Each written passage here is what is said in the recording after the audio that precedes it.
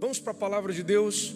Essa mensagem que eu vou pregar para você nessa noite, ela é na verdade uma continuidade, um paralelo de uma mensagem que eu preguei aqui há umas 3 ou 4 semanas atrás, num culto de ensino, numa terça-feira, em que eu tratei sobre o capítulo 14 de Mateus, um outro episódio em que Jesus acalma a tempestade. Existem pelo menos 2 momentos em que Jesus acalmou a tempestade. O primeiro deles em Lucas 8, que também é registrado em Marcos 4 e 35, e o segundo momento é registrado em Mateus 14. Terça-feira, no culto de ensino, eu falei a respeito de Mateus 14. Jesus anda sobre as águas e acalma a tempestade. Se você não assistiu essa mensagem, não estava no culto de ensino nesse dia, está lá no meu canal, está lá no YouTube, só você acessar e assistir essa pregação e entender a linha do tempo da mensagem. E hoje eu queria pensar com os irmãos sobre o primeiro momento, a primeira vez que Jesus acalmou uma tempestade. Marcos capítulo 4 e versículo 35. E naquele dia, sendo já tarde, disse-lhes: passemos para a outra margem. E eles, deixando a multidão, o levaram consigo, assim como estava no barco. E haviam também com ele outros barquinhos. E levantou-se um grande temporal de vento, e subiam as ondas por cima do barco, de maneira que se enchia de água. E estando ele na polpa, dormia sobre uma almofada. E despertando, dizendo: Mestre, não te importa que pereçamos? E ele, despertando, repreendeu o vento e disse ao mar: cala-te e aquieta-te. E o vento aquietou-se e houve grande bonança. E disse-lhes: por que sois tão tímidos? Ainda não tendes fé?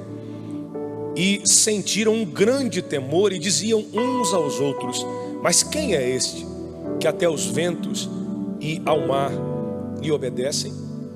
Senhor, eu te agradeço por essa palavra e te peço que o Senhor fale ao nosso coração, que o Senhor ministre as nossas vidas uma vez mais, e que nessa continuação dessa mensagem, tanto aqueles que estão aqui no culto presencialmente, quanto os que estão em casa assistindo, aqueles que vão assistir essa mensagem em outro momento, que o Senhor possa falar conosco, que essa mensagem possa nos confrontar, nos confortar, nos edificar, nos instruir, e que saiamos daqui mais crentes, mais fortalecidos e alinhados pela Tua palavra.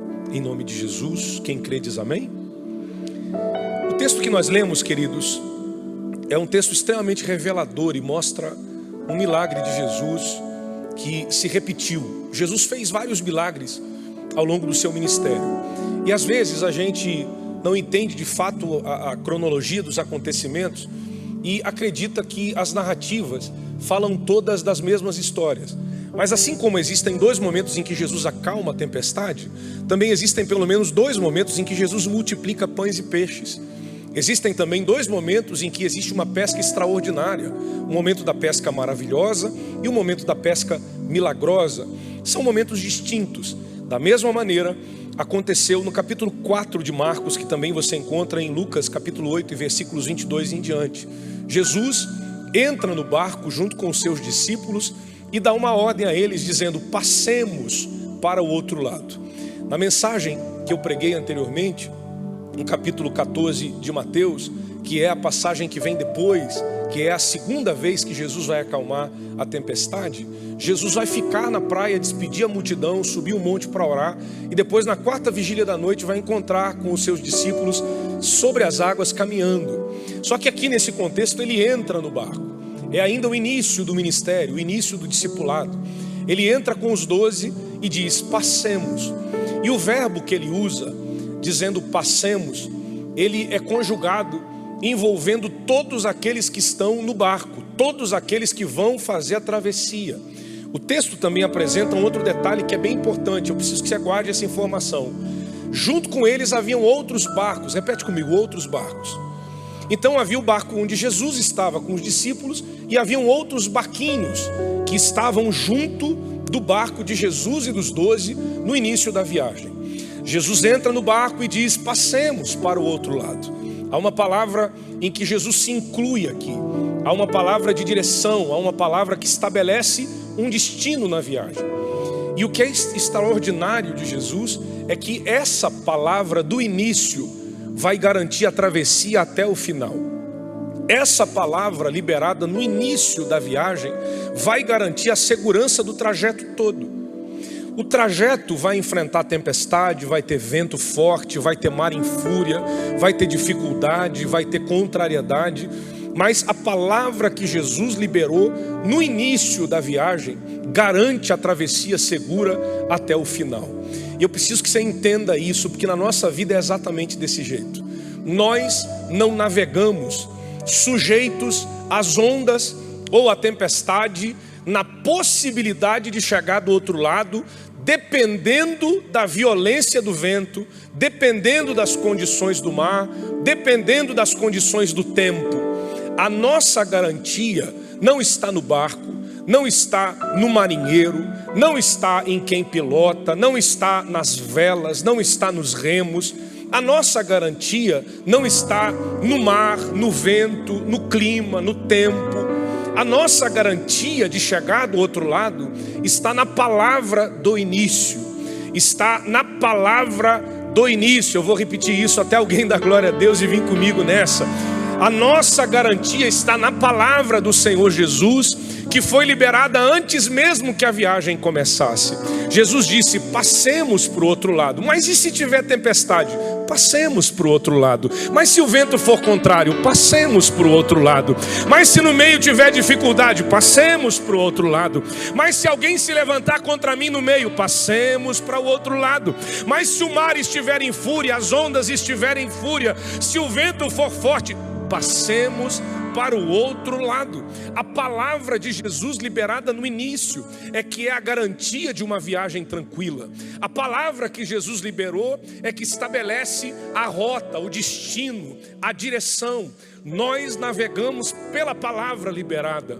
Nós vivemos pela palavra de Deus. Somos guiados não pelos ventos que sopram no meio da viagem, mas somos guiados pela palavra que Jesus liberou, dizendo: passemos. E nessa viagem, Jesus se inclui no verbo passar. Passemos, quem? Qual é o sujeito que vai praticar a ação passar? Jesus e os 12, todos que vão fazer a travessia, todos que estão dentro do barco. Então a palavra liberada para Jesus, de Jesus para os discípulos, é essa: nós todos vamos passar. E eu preciso parar aqui para me aproveitar dessa palavra e liberar sobre a tua vida também. A palavra de Jesus não é só para você. A palavra de Jesus é para mais alguém que está no barco contigo. A palavra de Jesus não é só para você. A palavra de Jesus é para a tua família. A palavra de Jesus é para os teus filhos. Eu vou melhorar para você melhorar também o glória a Deus e o aleluia. A promessa de Deus é para você e para a tua casa. A vitória de Deus é para você e para a tua família. A proposta de Deus de salvação não é só para você, que é o único crente da tua casa. Crê no Senhor Jesus e serás salvo tu e a tua casa. Quando Jesus envolve o verbo em um contexto de pluralidade, quando Jesus se inclui na travessia, quando Jesus coloca o verbo no plural e diz passemos, ele está dizendo: vou passar, mas não vou sozinho. Não sou apenas eu, não é a primeira pessoa do singular que atravessa sozinho, não é a terceira pessoa do singular que atravessa sozinho, não são só os discípulos. Jesus está dizendo: passemos, eu, você e todo mundo que estiver no barco. Então levante a sua mão, quero profetizar isso para você. Você e a tua casa tem uma promessa de Jesus. Você e os teus filhos têm uma promessa de Jesus. Você e a tua família têm uma promessa liberada. E Jesus disse que você vai passar, mas não vai sozinho. Teus filhos também vão, tua família também vai. Aqueles por quem você ora, aqueles por quem você clama, aqueles que você apresenta a Deus em oração. Passemos para o outro lado. Essa palavra nos inclui. Essa palavra é inclusiva ao ponto de entendermos que todos que estão no barco vão fazer a travessia, independente do vento, independente da contrariedade, independente das intempéries do tempo, independente das crises do meio do mar. Passemos para o outro lado. Jesus nunca prometeu que a travessia seria fácil. Aprenda isso. Jesus nunca prometeu que a vida cristã seria fácil. A nossa vida cristã tem tempestades. A nossa vida cristã tem ventos contrários. A nossa vida cristã tem dificuldades.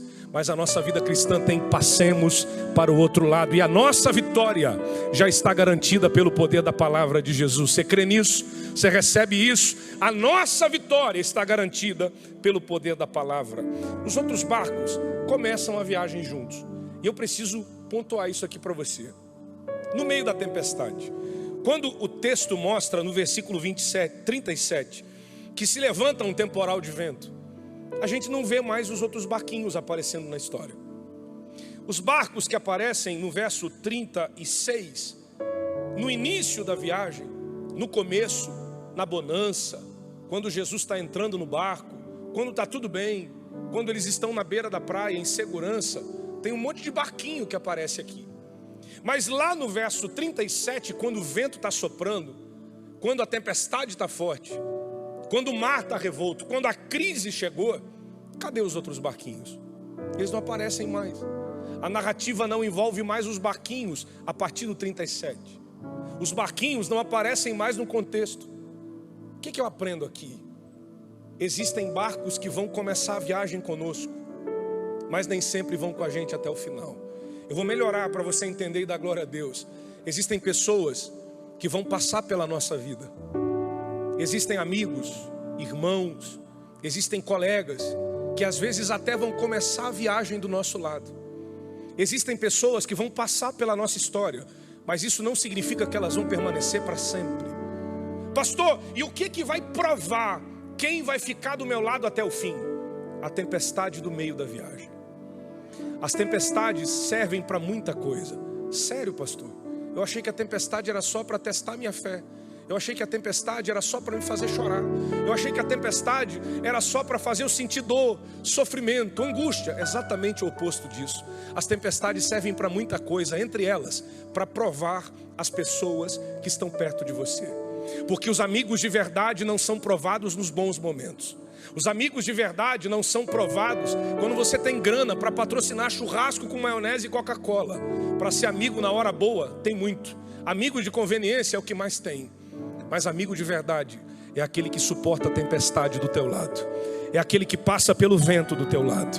É aquele que suporta as ondas agredindo o barco com violência e não sai do teu lado. Vários barquinhos começaram a viagem, mas no meio da tempestade, cadê os barquinhos? Eu não sei aonde eles foram. O que eu sei é que Jesus não saiu do barco. Eu vou ficar aqui até você dar glória. Eu não sei para onde foram os barcos que acompanhavam no início, na bonança, no tempo bom, mas no meio da tempestade Jesus está lá. E eu preciso dizer isso para você. Algumas pessoas vão te abandonar, outras vão te trair, outras vão te decepcionar. Algumas pessoas vão começar do teu lado e no meio do caminho vão virar as costas, porque é mais fácil desistir, é mais fácil sair de perto quando o vento é contrário. Mas mesmo no meio da tempestade mais dura, mesmo no meio do vento mais forte, você pode ter certeza que Jesus vai estar do teu lado. Jesus vai estar com você. E a tempestade vai revelar quem é quem. Quem é barco de conveniência, quem é amigo da hora boa, vai se revelar exatamente no meio da tempestade. Mas Jesus está lá no barco. E o que é interessante, é extraordinário isso no texto. Jesus está no barco, só que ele está dormindo. E isso para mim é muito interessante. Porque tem gente que já tem dificuldade até para dormir no carro. Eu, por exemplo, eu tenho dificuldade para dormir no carro. Por isso que eu sempre, na maioria das vezes, ou dirijo ou vou do lado do carona, mas vou conversando, trocando ideia. A minha esposa, por exemplo, se a gente viajar 10 horas de carro, ela dorme 12. Eu não sei, ela entra no carro, parece que ela recebe um arrebatamento de espírito. Dorme na hora, né? Eu já tenho dificuldade para eu dormir no carro só se estiver muito cansado, muito, mas muito mesmo. Aí eu dou aquelas apagadas assim e volto. Quer ver no avião? No avião eu já durmo um pouquinho mais fácil. Às vezes quando você está muito cansado, vem de uma viagem e pregou e aí às vezes eu dou uma cochilada. Teve uma vez que a gente estava voltando de uma viagem, era longe. A gente tinha ido pregar em outro país. E quando eu estava voltando, no meio da viagem eu cochilei, dormi, peguei no sono. Era um voo de 12 horas. Peguei no sono, cochilei, foi bom, porque aí a viagem passa um pouco mais rápido. E a gente que é pobre viaja de econômica, né? Eu não sei, tem uma luta que eles fazem a gente embarcar passando primeiro pela classe executiva, que já é para mostrar que você é pobre, né? Que é para você entender que você está viajando por misericórdia. Eu acho que até às vezes é Deus que está permitindo você passar primeiro pelos ricos. Aí eles embarcam primeiro, já estão lá tomando champanhe, tomando um sorvete. E aí você embarca, olha que legal. Aí você olha, pô, será que a minha cadeira vai ser igual essa aqui? Pô, o cara tá lá deitadão, eu vou dormir que vai ser uma maravilha. Aí você vai indo pro fundo, mais pro fundo, mais pro... A última vez que eu viajei eu estava quase no banheiro. Quase fui sentado no vaso lá atrás. Mas o que importa é ir, cumprir o ID de Cristo, né? O que importa é que a igreja lá me chamou, me convidou, estou indo lá fazer a obra de Jesus. Amém. E aí eu estava lá cochilando, aquele avião apertadinho, as poltronas apertadinhas, a gente é meio comprido. Eu tenho 1,84. E aí você fica com as pernas meio dobradas e cochilando do jeito que dá, se escorando na mulher. E aí cochilei, dormi. Acordei da melhor maneira possível, no meio de uma turbulência. Aquele negócio chacoalhando. E eu vivi um terremoto, eu passei por um terremoto alguns anos atrás, eu estava pregando no Japão. A gente acordou 6 da manhã para fazer uma viagem para ir para outra cidade. E aí começou a chacoalhar tudo. Eu estava sonhando, dormindo, dei aquela cochilada forte. Eu acordei e eu achei que eu estava vivendo o terremoto. Eu disse, sangue de Jesus tem poder. Aí eu me dei conta, não é terremoto não, mas é turbulência. Agora, se dormir no meio de uma turbulência, é difícil. Com o avião balançando, apertado, numa poltrona apertada. Se dormir no carro já é difícil, no bus já é mais fácil, dormir no ônibus é mais fácil. Por quê? Porque às vezes reclina um pouco mais, tem um pouco mais de conforto, você consegue dormir melhor. Agora, dormir num barco, no meio de uma tempestade, o vento soprando. O texto diz que o vento era forte.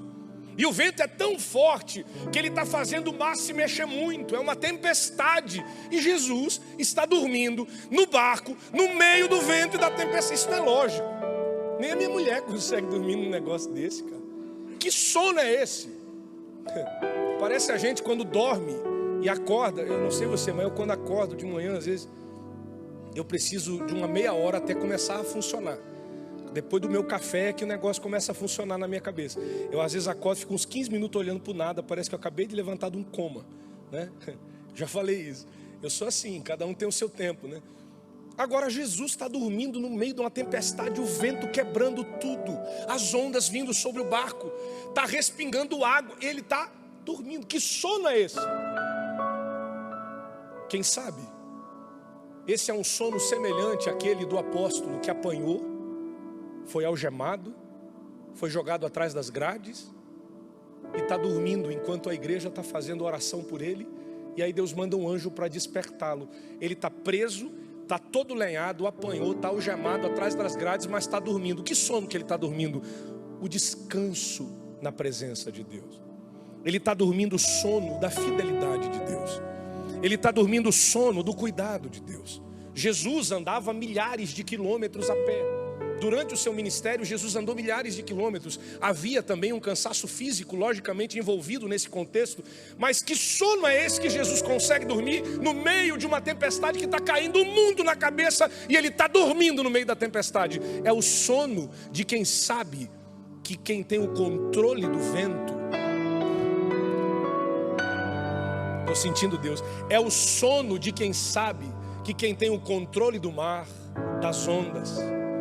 Estou sentindo graça. É o sono de quem tem a segurança de que tem o controle do mar na palma das mãos, o controle do vento no poder da sua palavra. Que sono é esse? É o sono de quem sabe que não vai morrer no meio do mar, porque lembra de uma palavra que foi liberada no início. É o sono de quem sabe que há um Deus que está controlando o mar, as ondas, o vento, e que tem o poder de fazer o vento parar de soprar na hora que ele mandar. Aleluia, levante a sua mão. Sabe que Deus está mandando liberar para a tua vida? Receba descanso de Deus no teu coração. Descansa. Para de viver nessa ansiedade maluca.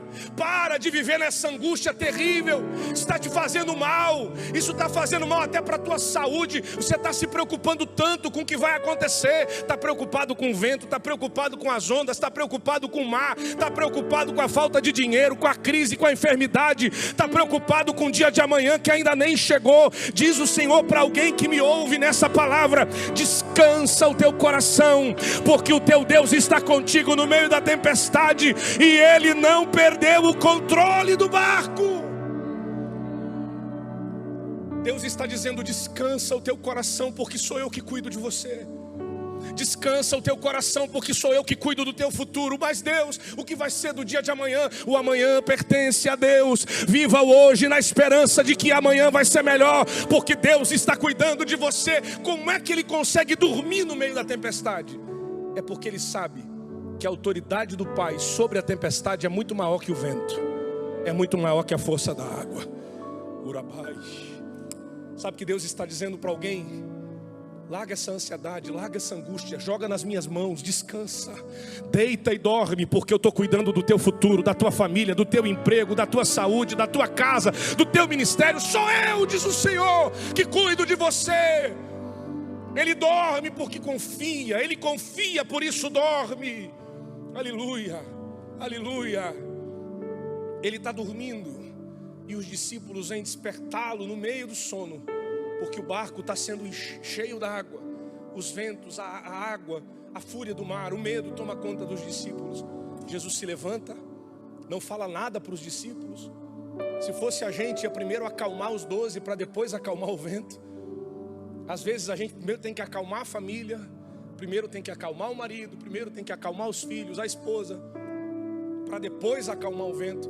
Mas Jesus sabe qual é o motivo. Eu paro aqui. Jesus sabe qual é o princípio. Jesus sabe qual é a causa da tempestade. Por que Jesus não falou primeiro com os 12 para acalmá-los? Porque a tempestade não é causada pelos discípulos que estão em pânico.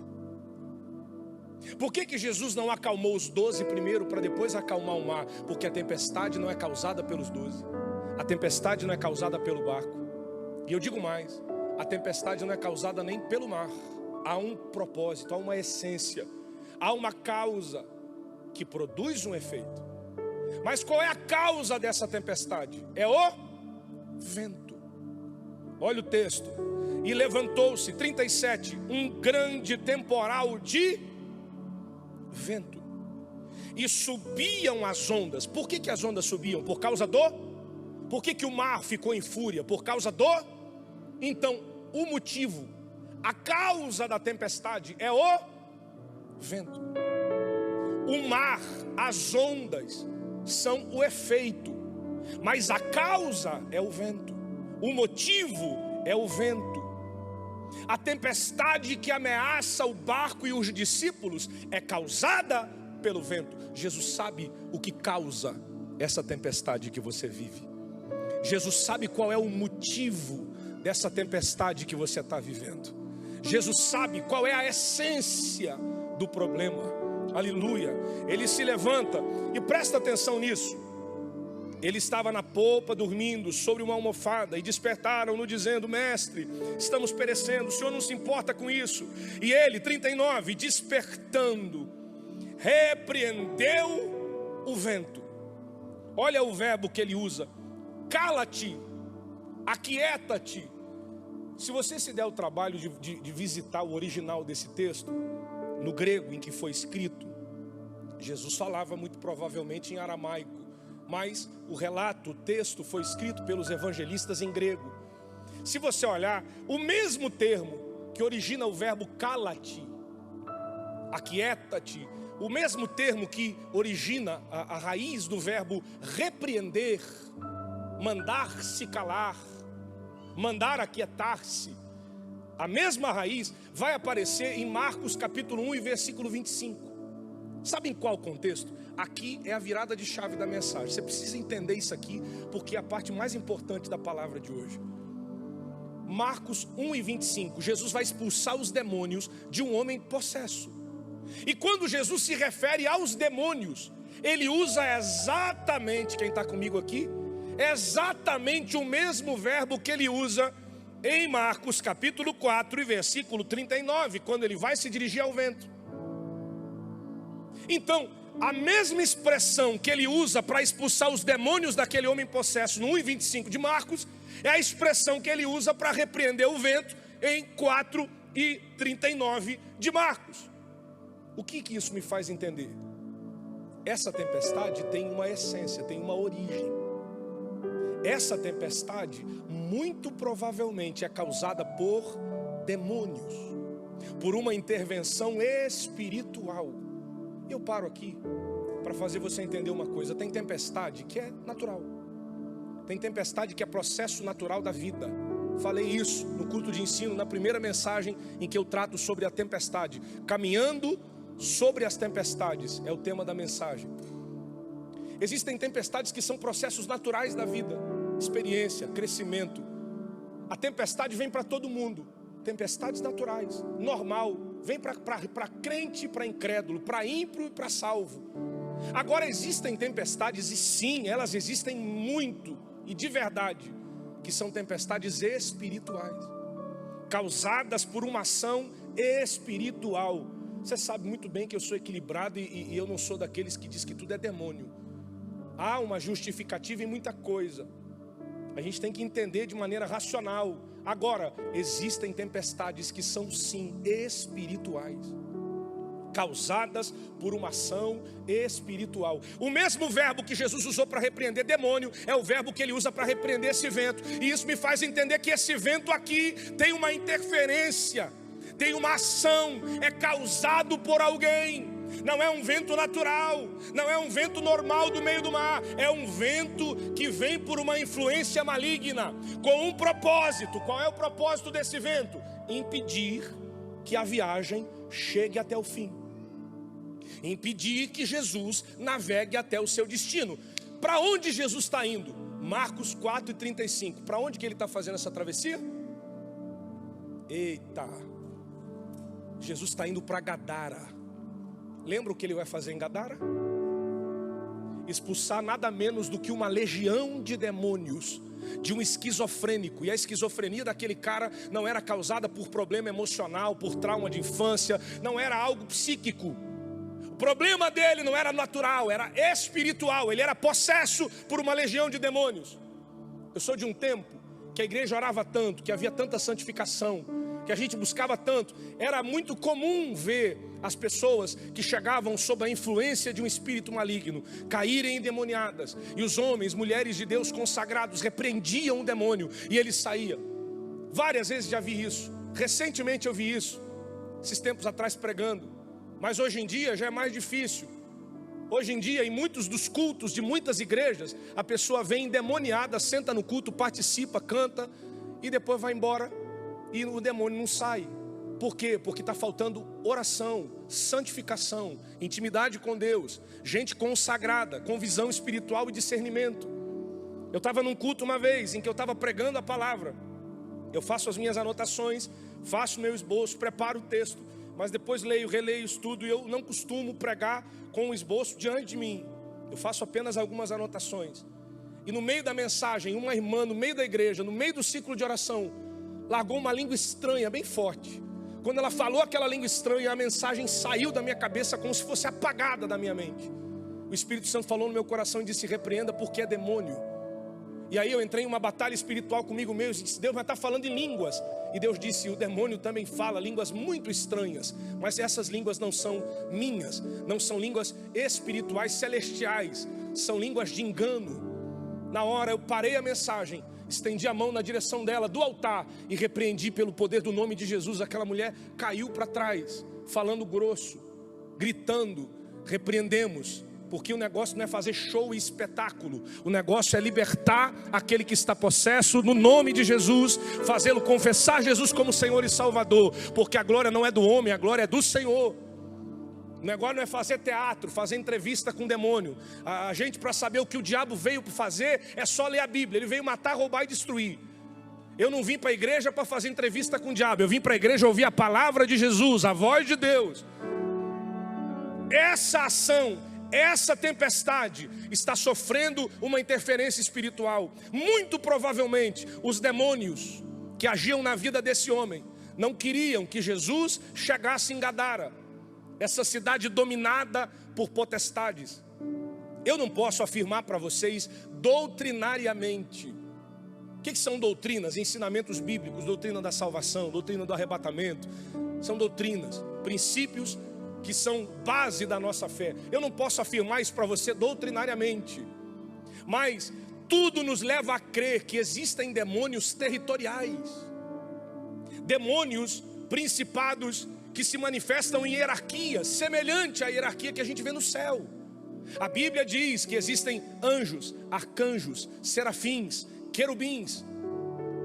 A Bíblia mostra classes de anjos que se diferem em poder, que se diferem em função. Da mesma maneira que existem classes de anjos, a Bíblia diz que existem principados, potestades, seres dominadores. Existem demônios em alguns níveis. E tudo nos leva a entender que existem demônios que se manifestam de maneira territorial, em regiões. Isso muito provavelmente acontecia em Gadara. Havia uma legião naquele homem, mas haviam demônios naquela região. Lembra de Daniel? Só para enfatizar o princípio. Quando Daniel ora, pede resposta, e aí depois de dias vem a resposta de Deus. O anjo trazendo a resposta, ele diz: eu te ouvi desde a primeira oração que você fez, mas eu fui interrompido, impedido de chegar por causa do príncipe da...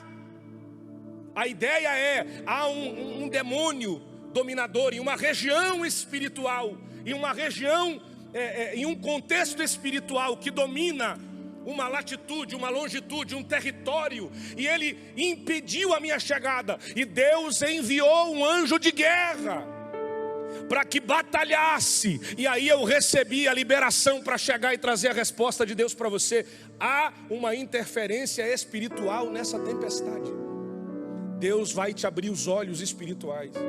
Deus vai te dar discernimento se você orar, para você entender o que é natural e o que é espiritual. Mas em nome de Jesus, receba essa palavra nessa noite. Deus vai te dar autoridade para repreender esse demônio que está fazendo esse vento soprar. Deus vai te dar autoridade para repreender aquela ação maligna lá na tua casa, na tua família. Aquele demônio que está provocando uma tempestade naquele casamento, que está provocando uma tempestade naquela família, que está provocando uma tempestade nas tuas finanças, no teu ministério. Jesus vai te dar autoridade sobre o vento. Jesus se levanta e repreende o vento. Aleluia. Olha que lindo isso. E tudo se fez bonança.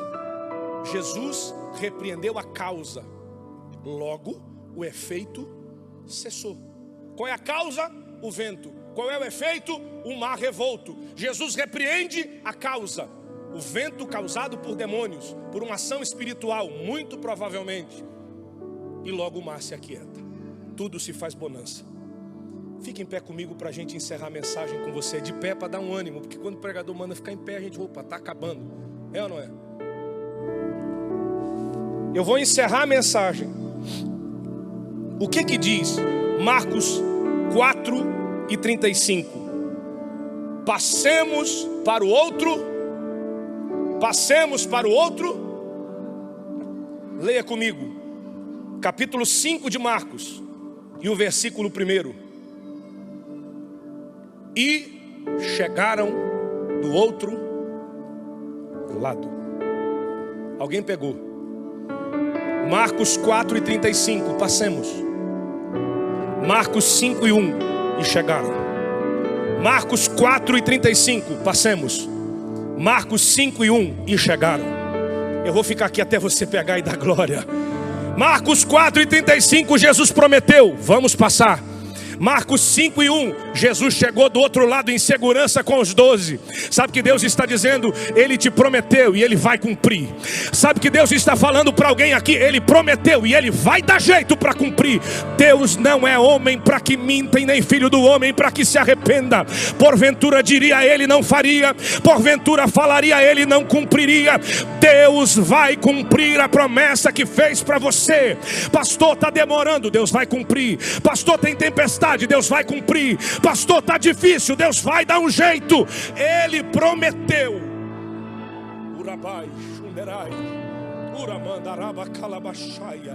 Você pode levantar sua mão por um instante e adorar a Deus comigo.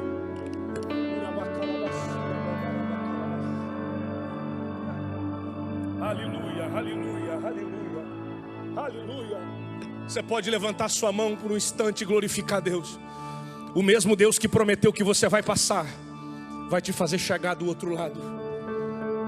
O mesmo Deus que prometeu que você vai vencer, vai te dar graça.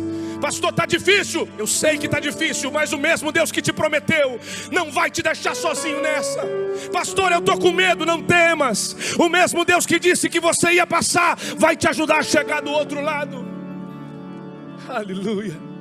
Há poder no nome de Jesus. Há poder no nome de Jesus. Há poder no nome de Jesus. Para cadeias quebrar, cadeias quebrar, cadeias quebrar. Cante comigo, vamos. Há poder. Você pode declarar que o nome de Jesus tem todo o poder sobre o vento, sobre o mar. Há poder no nome de Jesus. Diga para quê? Cadeias quebrar, cadeias quebrar, cadeias quebrar. Há poder no nome de Jesus. Há poder no nome de Jesus. Diga para quê? Cadeias quebrar, cadeias quebrar, cadeias quebrar, cadeias quebrar, cadeias quebrar, cadeias quebrar. Ouço cadeias quebrando. Eu posso ouvir pela fé. Ouço cadeias quebrando. Quem pode ouvir, declare isso.